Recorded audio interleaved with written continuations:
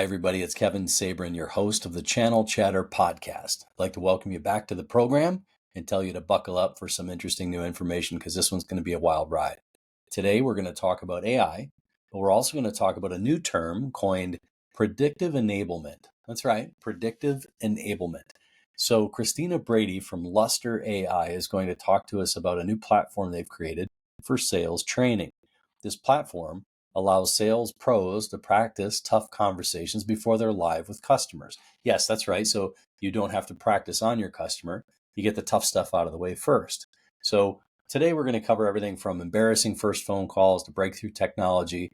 And we're going to cover the real relatable moments and how Lustre.ai is using this AI to help sales teams and people show up as their best, most authentic selves. So if you're ready to learn how to level up your game and avoid making mistakes before they happen, stick around. You won't want to miss this.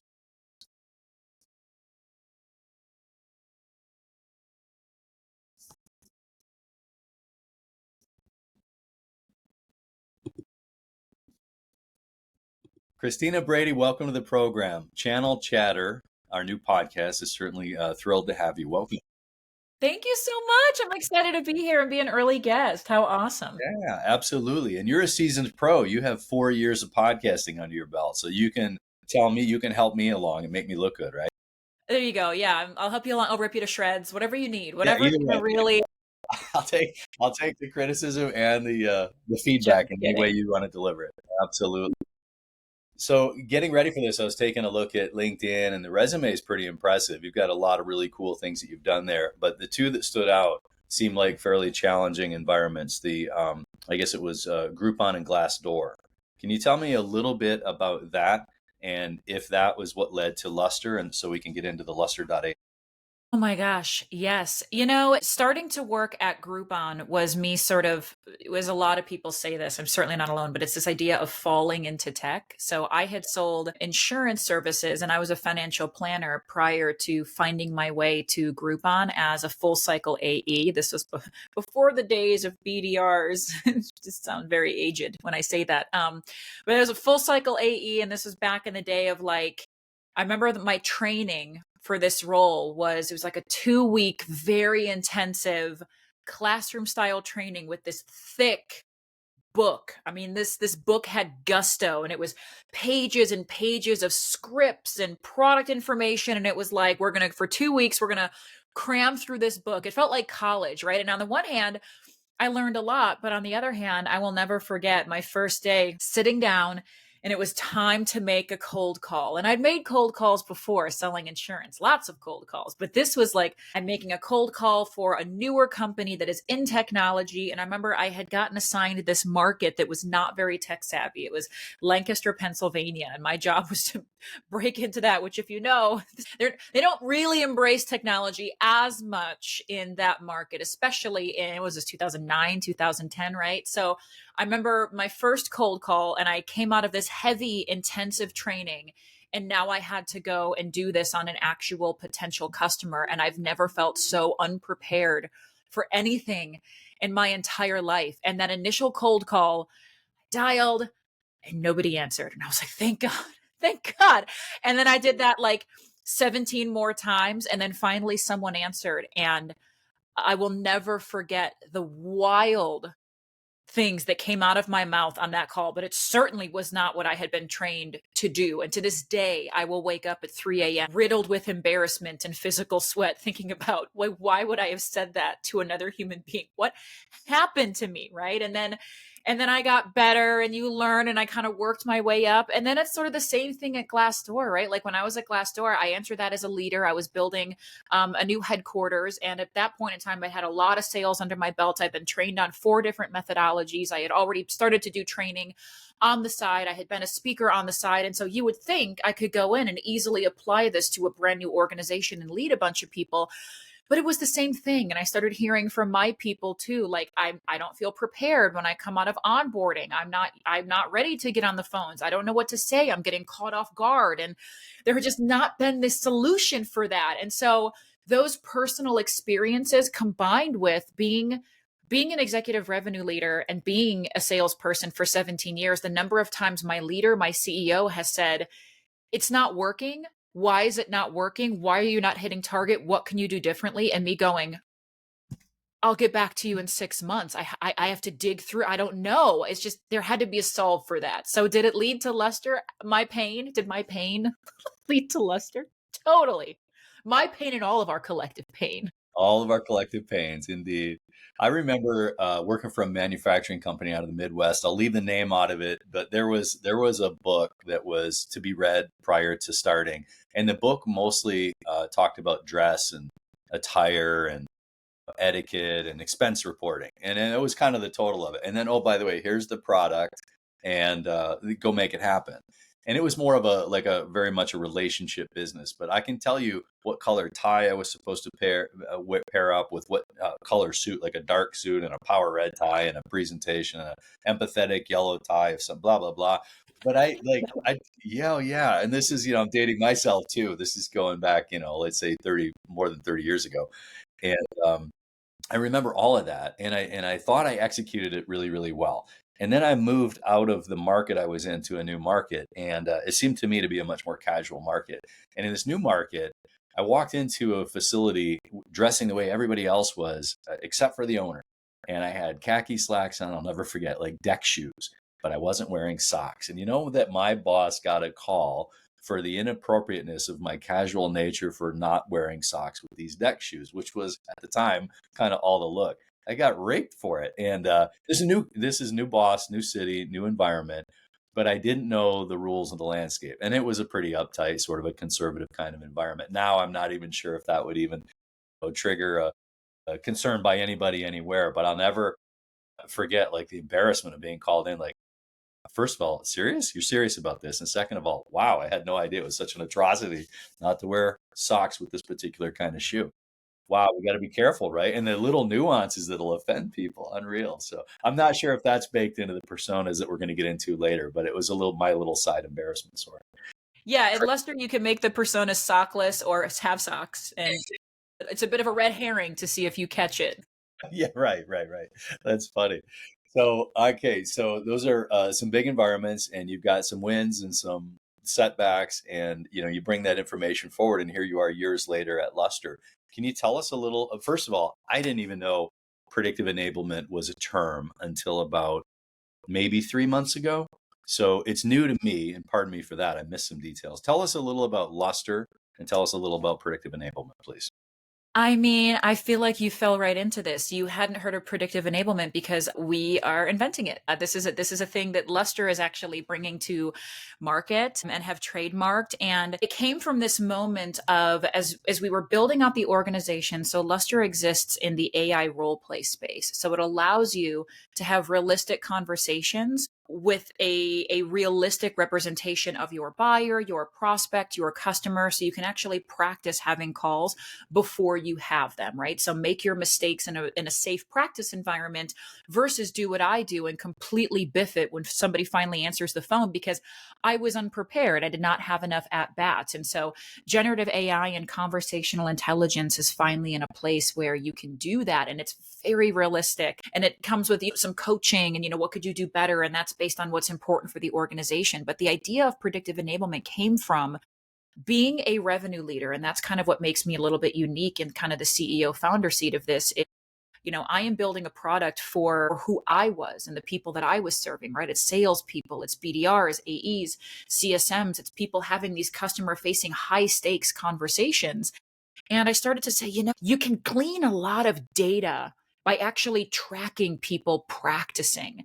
And so we went from, okay, you can role play with AI. That's cool. But does that actually solve the problem? Not necessarily, because so many individuals are not self-aware enough to understand what are the gaps that I have from a skill standpoint and how are those about to impact a customer conversation. It's just, we don't think like that. We just go into it and we uncover the gaps after we've impacted the customer. And then we don't have enough time to practice to fix them. And so the idea of predictive enablement is, well, what if we can capture all of the skill gaps and the skill proficiencies and deficiencies that you have for various points of your sales process. And then we can use that proficiency map that we build to create a crystal ball for teams to predict mistakes you're about to make on actual calls, and then customize the practice to close those gaps so that when you actually have that call, you don't make the mistake. And then I said one day, I said, it's like if I could have predictive enablement, predict when I'm about to step in mud and stop me from doing it, predict what's about to impact revenue, predict what's about to impact KPIs, and then be able to do something about it. That's kind of where it was born. And so the practice is simply the mechanism to do that. So the real product for Lustre is that crystal ball, that predictive enablement. Boy, I love that. So I love the revenue enablement. Obviously, I know that's my world, but I love how you coined that. And I did see the trademark on there. I didn't know it was yours. So fantastic. And you've taught me Trust. something new, and it stuck. It stuck in. So that's great. So I'm curious about on the predictive side, and we don't want to, like spill all the beans and get into the proprietary space, but I am curious. There's some descriptors that I've adopted in my life, like my strength finders, or my, like I know what my attributes are. I'm an ENTP, break INFJ over here. that, right? I can tell you my constellation of attributes for my strength finders and all that kind of stuff. Like, does that sort of thing bake in, like me as a personality, as well as the people that I'm like to meet? Like to meet. Yes.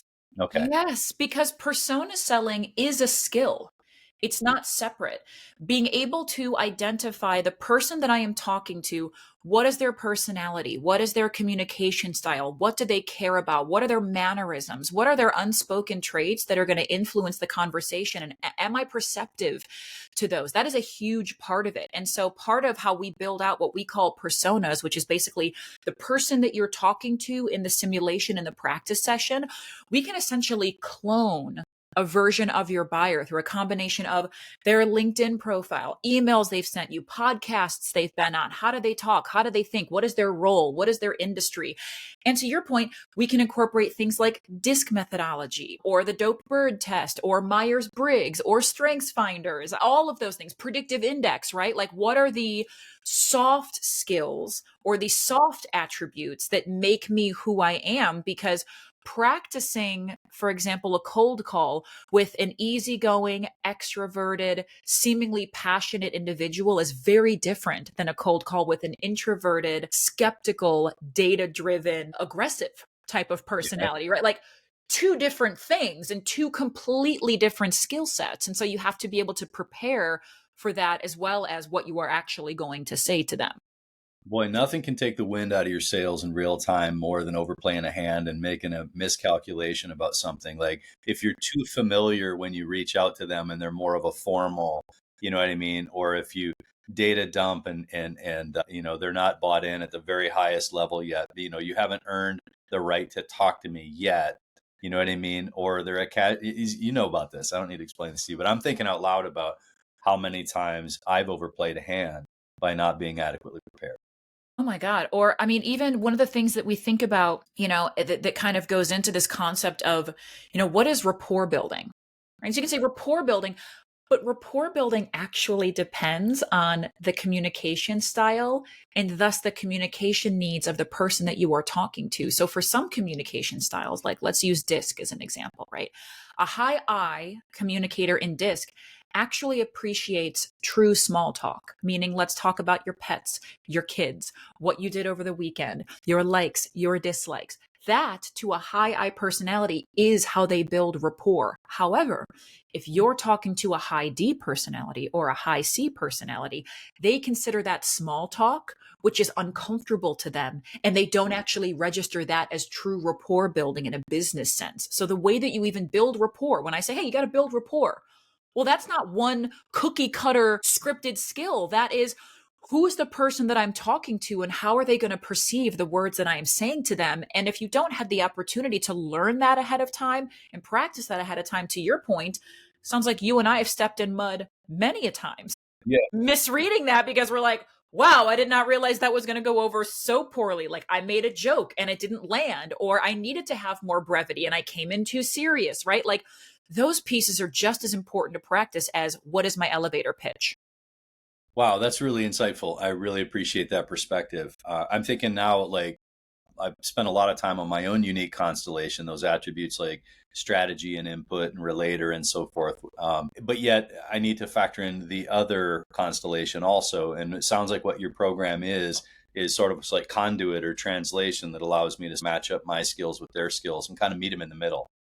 Yeah, to be able to identify it, right? So when you're going into an actual call with a human, you don't necessarily have a readout as to like, hey, this person is a high S personality. They're introverted. They have a, like, you don't have a cheat sheet. And so you're going into it blind. The benefit of being able to practice that ahead of time with a cheat sheet is you start to see, hey, here's the personality attributes of this person, and thus how I should communicate with them. So then when I'm on an actual call, I start to recognize those patterns that I'm learning about when I'm practicing. And so now I can proactively identify it. So it's like you practice with the training wheels so that when the training wheels are off, the bike doesn't fall over. I know what muscles to use without you having to tell me. Fascinating. So I'd like to play one out if I may. And I'm thinking about, so strategy in particular. So strategy in the eyes of the strengths finder folks would talk about like one's ability to see many pathways to an outcome, and then also prioritizing and choosing that pathway which would be most beneficial in that instance. So that's the superpower, if you will. It's one of my five that I possess. Okay. And the blind spot or the downside, the basement, as you'll hear it referred to, is that I have to mitigate the propensity to sit on a decision waiting for the best information until the final moment. So as long as I'm accurate and the decision doesn't have to be made today, I can wait and give you the best answer at the right time. My predisposition is to have the best answer I can. So without a push or a nudge, I might sit on something longer than I need to. So that would factor that in. And it would say, this is somebody who's prone to wait for a better answer than to like go for it right now. Okay. Is that something? Correct. Does that make sense? Yeah, 100%, right? There's this element of, I wouldn't call it necessarily indecision, Hmm. but what I would learn about how to work with somebody like you is to take the time needed to give you the information that you need to have to feel comfortable making a quick decision when you have to, versus if I'm continuing to push you without context to make a decision, then I come across as an obnoxious, untrustworthy person. And it's actually going to take away your ability to feel confident in a decision. But if I don't know that, then I'm approaching you the wrong way because that tactic might work with somebody else. It doesn't work with you. So that's where it's a little bit gray. So I'm not a cynical person by nature. I tend to be more optimist. But if somebody came to me with the answer right out of the gate, I'd want to sort of vet that feedback or information. And I would probably tend to dismiss it a bit until I had some proof that it was actually a real answer. So if you were selling me, you might coach the other person to say something like, the best we can tell you with the information we have at this time is this, but we're willing to dig in and discover more so that we can give you a good answer. Like if you came to me with that, I feel like you'd have my attention from the go. And Right how up. amazing would it be to know that ahead of time? Yeah. Whereas instead of learning that because you lost 6 deals in a row, because you had somebody that needed that and you weren't able to identify it, or to never realize that that's what's stopping you from being able to close a deal or renew a deal or upsell a deal, right? There's so many of those blind spots that go to market teams are operating with. Who's going to see that and who's going to catch that? You can't, because you can't be on every call, and your own subjective opinion when you're coaching somebody might not even have that as a referenceable point. And so that's where having a mechanism that can actually identify those things is so critical. That makes sense. That tracks. So next time somebody comes to me with an awesome pitch right off the rip, I'm gonna, are you using Luster.ai and Did what's happening? you Like, did you yeah, this is practice this first? it's very curious to me that you nailed that like you did. All right, now maybe I am cynical. All right, See, this is what maybe we've done. We've flipped you. you flipped it. Otherwise, I am a highly pessimistic person, so I'm just bleeding onto you right now, and I apologize. I love it. All right, I have so many questions. I imagine you have a bunch of answers. So one of the things that may or may not be unique to the channel that we're speaking to is there's a lot of manufacturers that are listening, and that particular audience, my audience, channel chatter, is focusing on the dealer channel. Those with a channel of independent, typically dealers that are out there actually getting the job done and selling the stuff.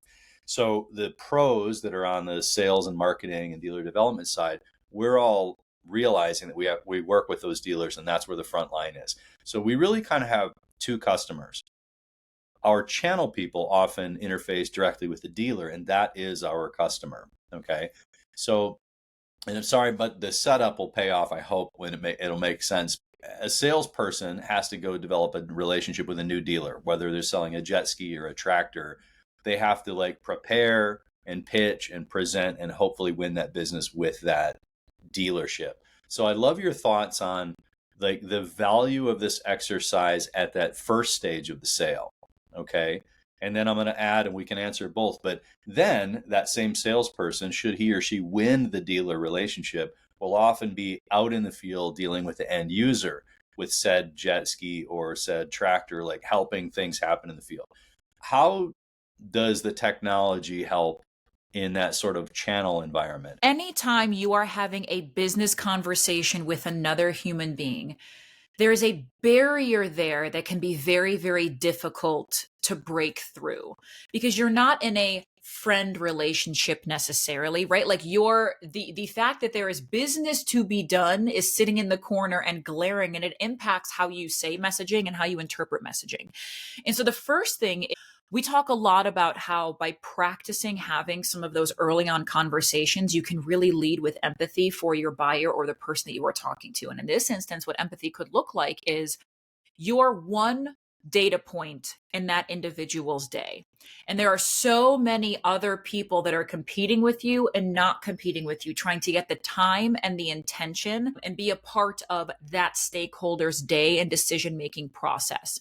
And so often when we don't get the answer that we need in a cold call or an initial conversation, or when they're not replying to us or they don't say yes right away, we push a lot harder our solution, right? We're like, oh, I must have just not pushed hard enough, or I didn't provide enough value, or I have to discount, or I have to incentivize in some way. And it could just be the person that you're talking to is busy. And there's a lot of things that are demanding their attention right now. And unfortunately, the thing that you're solving isn't either urgent enough or they don't have the capacity.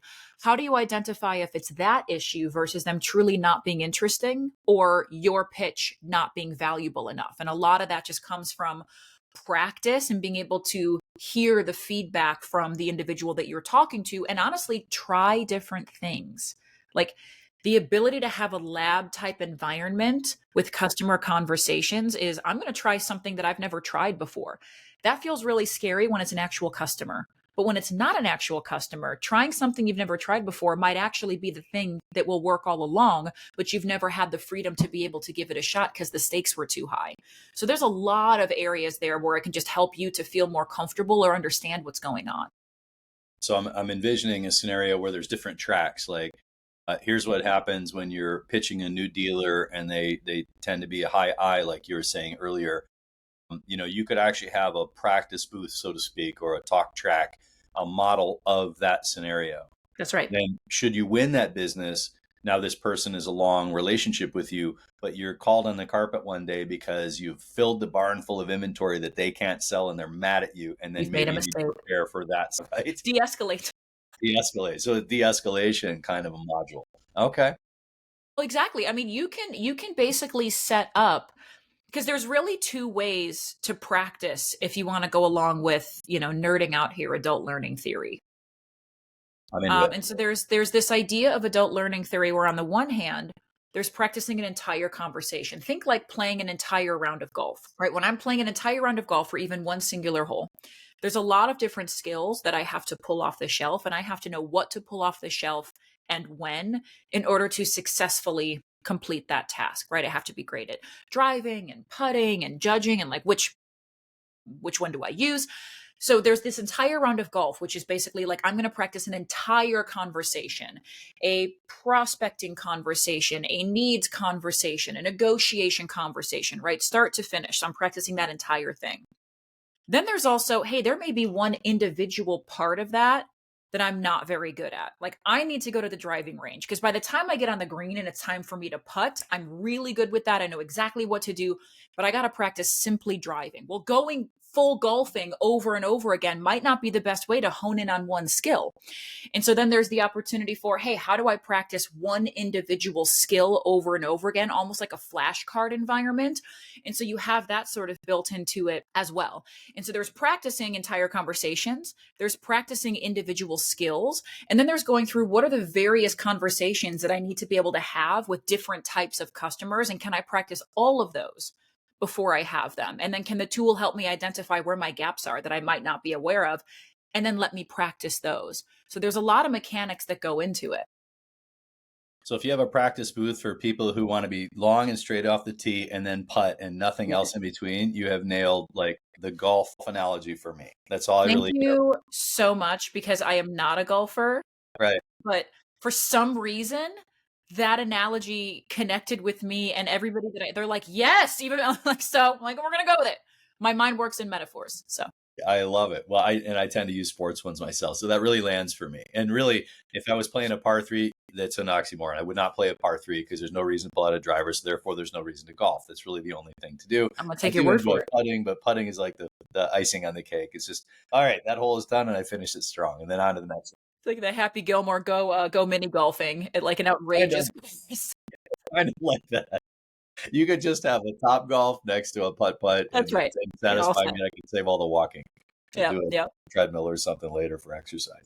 So I like the idea of different modules, and I like the idea of practicing the stroke. So going and chipping around the green and just That's right. really practicing that skill is analogous to like the de-escalation call when you've got a frustrated dealer. So you've got a de-escalation call with a type A, always like maybe driver, edgy, maybe I'll say a little prickly. I don't want to offend my A friends, but like the person who's ready to call you out right out of the gate versus the person who kind of holds it in and maybe lets it fester a little bit. Like you have all those kind of practice opportunities here. Oh, yeah. Okay. An endless amount. One of our customers asked us, can you create like a grumpy warehouse guy for us? That's who we have to sell There to. are no grumpy warehouse guys, are there? We said, no, we can't. It doesn't exist. Yeah. No, and so we said, sure, we can. We can build you a grumpy warehouse. Like let's, because that's the thing. Like it's not perfect practice if it's not a realistic version of who and what you're going to encounter. And so it has to be able to mirror that. Right. So, okay, I want to pivot a little because I'm really curious about your take on gamification. I read on the site, I saw the term. I have mixed feelings myself about gamification. I've used it, I've been a part of it, I've pitched it. Tell me about how does it work? How well does it work? What's the value of it? Gamification as it applies to learning, right? Because we are in that enablement learning space of how do you learn and ingrain skills at work that help you to perform at your elite level, whatever that looks like. It is scientifically proven that you can actually ingrain new skills and learn faster when you're having fun. Most people identify a skill gap in a fear or embarrassment environment. So I made a mistake on a call. Somebody hung up on me. I didn't close the deal. My manager is listening while I'm on this conversation. And the two things that are really in the forefront there are fear and potential embarrassment. The adult brain has a hard time ingraining new knowledge when those two emotions are being felt, right? Because you sort of go back to your minimum level of existence. It's Maslow's hierarchy of needs. Like I cannot enjoy what I am doing and actually be in a safe environment because I have fear or embarrassment. So the idea for us of gamification is we make learning fun and we help new skills to stick by creating an environment where those two things don't exist. And so then you think about, okay, what were some of the things as children or early on that made it fun for us? And we thought about this idea of like video games, right? Like playing video games and different levels of video games that get harder and harder. We thought, well, gamification could look like at a level 1 simulation or practice session, right? It's really, really easy. Like level 1 Mario, you're having fun, you're getting the mushrooms and you're like, this is amazing. But then like, what does Bowser look like, right? Like you want to get to the point where it's like, can anybody get past that simulation with like level 7 Tom in procurement? I cannot get past that guy. He keeps hanging up on me. So it's engaging this competitive nature. It's engaging this like, oh, I'm going to try it again. I'm going to try it again. Right. So gamification for us really means how do we make this tool fun and engaging so that people want to lean into it and actually want to practice? We want them to want to play. And so that's kind of where that idea of gamification comes in. That makes sense to me. I know there's some people, some personalities have a resistance to that environment where I don't want to be pitted against everybody else. I actually do want to learn. I'm of the type, like, I remember the old days when LinkedIn used to tell you how far along you were on your profile. Like, I'm 85% to Well, they still profile. do that now. They just I started didn't it. even, did they Yeah, really? I didn't they know sure that. did. So I was so happy to be in the 1% that completed it, but I don't really know anybody or anything. I didn't get an award for it. I was just happy to have. And so it does work for me in certain environments, but I'm not really super interested in like pitting it out with 5 or 6 other people and who has the best pitch. It's just a, I don't know, personality thing. So, okay, that really helps me understand that a lot. So my last role as VP of sales over at a tech company, a prop tech company. So we were focused on real estate and real estate agents. And what I learned, and it was a tough environment. I learned a ton, and I have a huge respect for the industry. On a side note, I learned that they pay more attention to the life cycle that it takes to buy a home than almost any industry I've been in. Like, they're watching you from the first time you shop for a property on a website, and they cookie you and they see all the stuff you read and are interested in. And I was fascinated by the tech component of that. However, and at the same time, the agents all have their cell phone numbers plastered everywhere. So all the prop tech vendors are just incessantly bombarding them, trying to sell them stuff. And so it's a not a hostile environment, but it can be a pretty prickly environment. Even though you have a tool or a solution that can be very helpful, the uniqueness or the nuance of that environment is they're very vulnerable, they're very transparent because they plaster the cell phone and their image, their pictures on all their cards, right?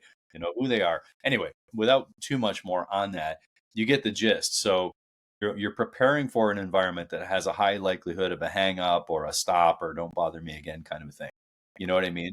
How how does that industry factor in? Like, that nuance seems to me to be a real estate specific thing.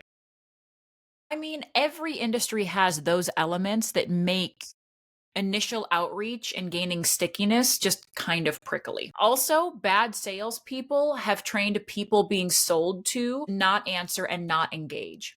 Right? Like, I think anybody who is in a sales capacity, even though we hope that the trend has shifted where we don't view salespeople as this like very traditional smarmy snake oil salesperson type, that is such a deep and ingrained thought process around being sold to, where being sold to suddenly trust is diminished, right? Think about an example of like if you're at the store and you're shopping for jeans, right? And the store clerk comes over and they're like, "Oh, these are the best jeans." Every what you're like, "Yeah, yeah, yeah, you're paid to say that, so I immediately discount it and swat you off." Versus if another customer walks over and they go, "Those are the absolute best jeans. I bought them." You're like, "Oh my God," like you grab them right away, right? So there's this idea of because you're trying to sell me something, I don't trust what you're saying. You are coming across as contrived. It's the same feeling if you've walked down the hallway of a mall recently and there's something about those kiosks in the middle of the mall and the people that they employ there where you're like, those people are going to violate my space. They're going to make me uncomfortable. They're going to push me to buy something when I haven't had the opportunity to go through my process as to whether or not I want to buy it. And even if I do want the lotion that you're borderline squirting on me as I walk by, I certainly don't want to buy it from you. So there's all of these barriers that when it's like, I'm calling you and I'm a salesperson, those feelings come alive for all of us. Yeah. And so it's how do we counteract that? How do we earn trust from the beginning? How do we differentiate? Because that feeling is going to exist when you are trying to sell somebody something, no matter what it is, no matter where it is, no matter how it happens. And so if you're not first thinking about how to address that piece of it and have both you and the prospect put it to the side and acknowledge, okay, you're not the lotion squirty salesperson. All right, cool. I'll put you over here. Now we can actually have a conversation where that's not present. But if you never address that or find a way to do that through your talk track, how you open up, then you're going to get a lot of people who hang up on you or who don't give you information or who don't buy because you never addressed that sort of emotional elephant that's hanging out. That makes sense. I'm envisioning these personas creeping into your Mario game. Gus, the grumpy garage guy, and That's right. Lillian, the lotion squirting. Lotion squirter. She's just like, try it. Like, don't do it. I love the ones where I get the perfume offer. Like, would you care to sample this perfume? I'm like, no, but Oh God, I'm not sure what you're asking, but no, please thank don't you. spray that on me. Eye contact. I always think of Elf with the tasting My gosh. World's best cup of coffee. Congratulations. Great movie. passion fruit spray in his mouth, and he's like, That's right. best Yep. best scene ever. Yep. So authenticity. You must be asked about this. How does one navigate these modules and go through this practice? Or is there fear on the part of the consumer that it will somehow, you could potentially lose authenticity out of this process?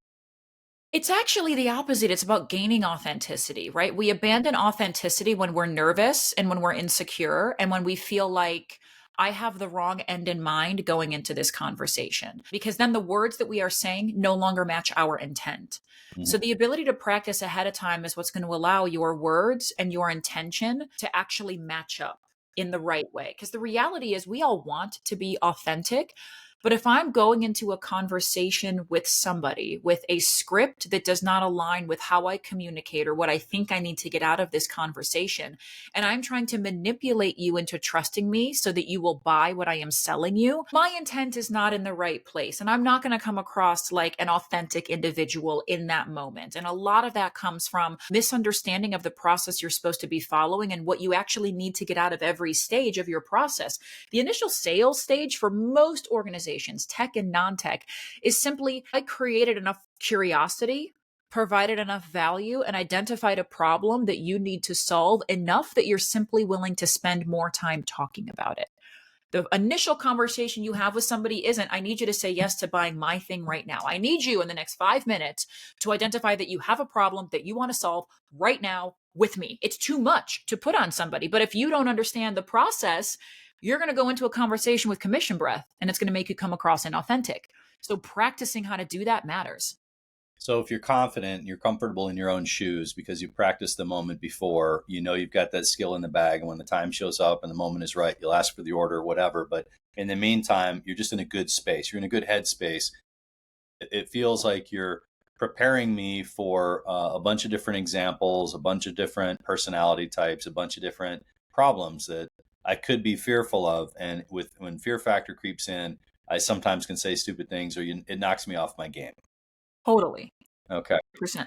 Yeah. I'm tracking. I You're with really me. like it. And so this, I got a huge dose of this thinking at the Sales 3.0 conference. I believe we were both at, you were speaking at Yeah. that. Yeah. And great job, by the way. And I really liked the nuance that you are bringing to this space. And I also like the pitch about, or the tagline about practicing and not practicing on your customers. I thought that was Yes. wonderful. I've spent a lifetime practicing on my customers, I'm pretty sure. Everyone does, because there wasn't an option previously. It's like, how else were you going to learn, right? It's like jump in the pool. And I was like, it's more like jump in the fire, in which case you're never going to win that. Like, I wish it were jump in the pool, but when you're unpracticed having to go into customer conversations and you're not ready, that really feels like jumping in the fire. And at maximum, you're not going to make it. At minimum, you're going to get burned. Why do that? Yeah. Any significant differences between phone and in person? Do you have client examples in both, or what do you train more of? What does that look like? I mean, I would say our tool mostly is going to help you with phone conversations and then Zoom conversations, right? Because we're not going to spin up a robot to actually sit in front of you.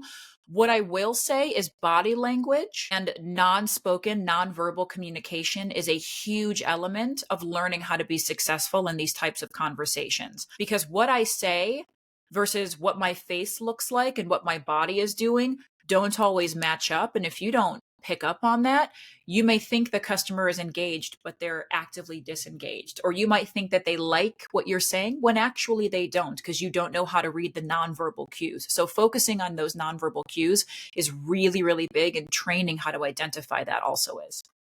I'm not actually asking about your algorithm weighting on this question, but I kind of want to ask this anyway. But like in real estate, I kid you not, 50% of my calls were camera off. Mine was Yep. always on.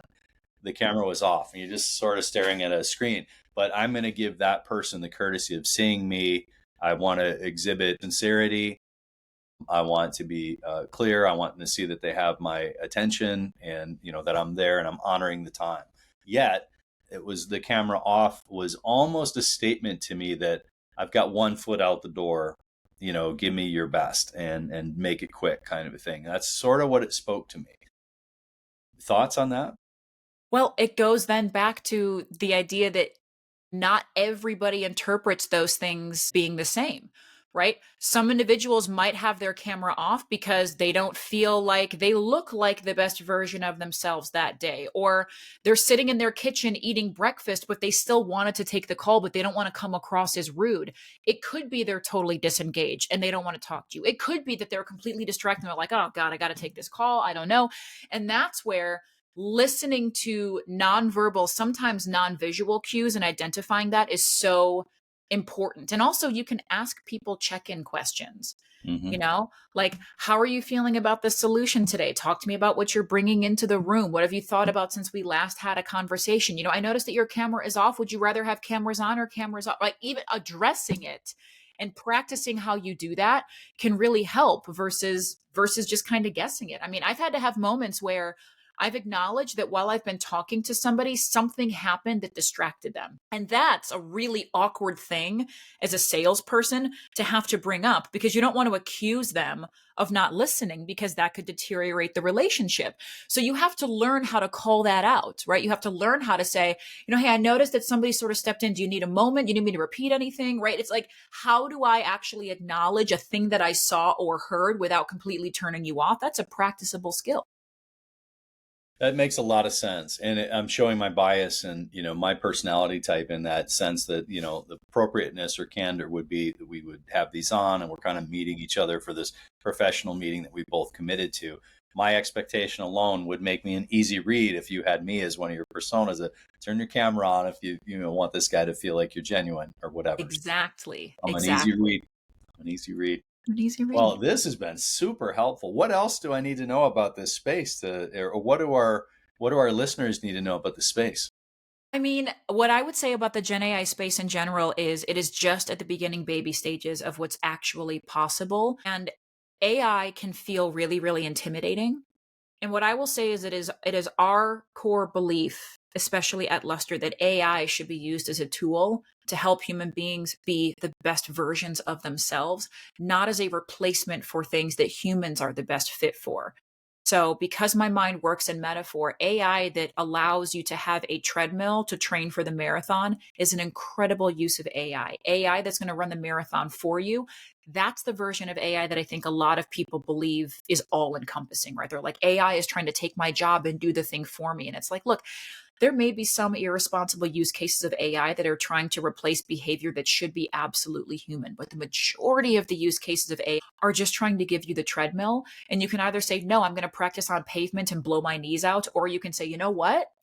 I'm going to do what I can do better because I have this new tool that I can use. And leaning into it and starting small by taking little bite-sized pieces can help you to understand how you can best leverage the new technology that exists to be the best human that you can be. So in this people versus AI conundrum, you're actually using AI to help people show up as the best version of themselves, as better people. So it's That like, is our belief. Yeah. that's Yeah. fantastic. I can't tell you how much I've enjoyed this, Christina, and how much I Love it. appreciate your time and information. I'm sure the listeners will as well. So in the show notes, we'll have connections to, your social connects and Lustre.ai and yourself. So thank you so much for spending time with us today. Oh my gosh, thank you for having me. It's an honor to be able to talk about my company and my background and just talk back and forth with somebody like yourself. So thank you so much for having me. It means the world. Good luck with everything. We'll be watching.